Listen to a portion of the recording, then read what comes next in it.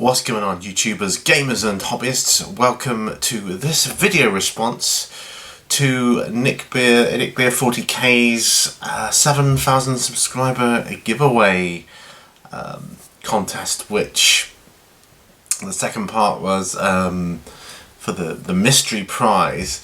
Martin McNeil from Wargames was interested. He was saying where we shop for our wargaming stuff, basically, and why, which makes a lot of sense to get a bit of kind of market feedback, I suppose.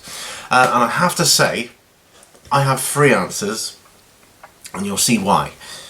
Now, I have 3 main routes of acquiring my stuff, and they're all about equal. eBay, that's huge. Games Workshop store and General Hobby store. Now, my General Hobby store is located right next door to Games Workshop. For Games Workshop stuff, I tend to go to the Games Workshop store because it makes sense, right? And it's supporting them and everything else. And they've got more Games Workshop stuff than the General Hobby store has. And I go there because it's the friendly atmosphere. They're always willing to spend time and chat with you, not just pass you off onto the next get onto the next customer. They are willing to spend time with you, and I suppose I'm quite lucky down here because it's quite a big store. It has like 3, sometimes 2, but usually 3 staff members in there at any one time. Now, the reason I go to my General Hobby store is because, I mean, it's on 2 levels. It's got upstairs and downstairs. Now, upstairs is for stuff like Games Workshop, board games, card games, Flames of War, and things like that, like a generalised wargaming or gaming area. And downstairs is all the scale model stuff, ships, tanks, jeeps, even like busts and historical soldiers and train tracks and all that kind of thing. There's a lot of scenery building stuff down there. Now, I do go to the guys in that shop because upstairs and downstairs are 2 different kind of atmospheres. I like to go upstairs sometimes, just because I'm passing. If I go in there, I will always go upstairs, and sometimes I come away with a few paints or something like that, just because I happen to be there. But I always go to the guys downstairs because they are so knowledgeable about like the other stuff to do with scale model building and model railways and things like that. Particularly things like weathering and things like that. They're just so knowledgeable.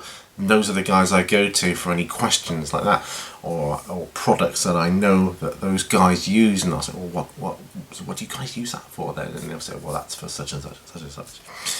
So that's why I tend to go there, for the actual knowledge of products, general products that are used in lots of areas of the hobby. So that's why I tend to go there.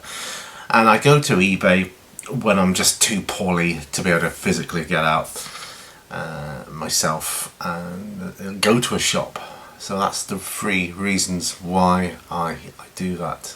So they are my 3 outlets. So for Games Workshop, I do tend to go to the Games Workshop store, usually if it's for something specific.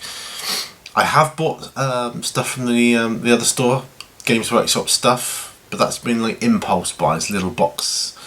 For instance, those Eldar Guardians were an impulse buy for me, just like a little box of 4. Just a bit like when you're waiting at the till and you see the chewing gum, it's there, it's an impulse buy. You don't really go into a shop or a store to buy chewing gum. It's something which is just there, so that's when I go there for that.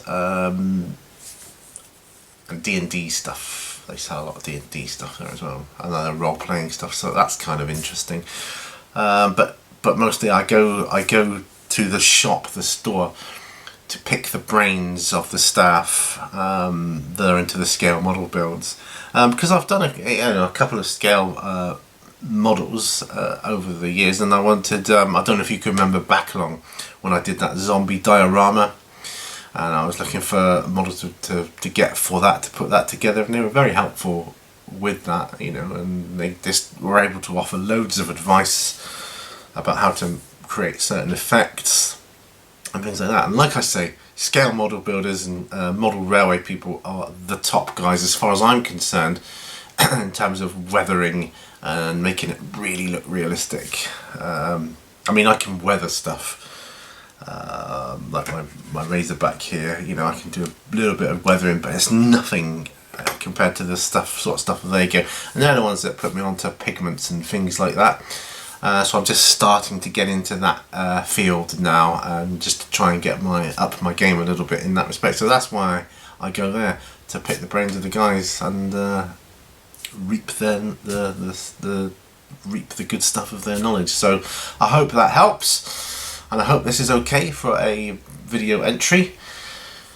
Remember guys, all brushes lead to what? I will see you on the next video, and good luck to everybody else that's entering. So bye for now.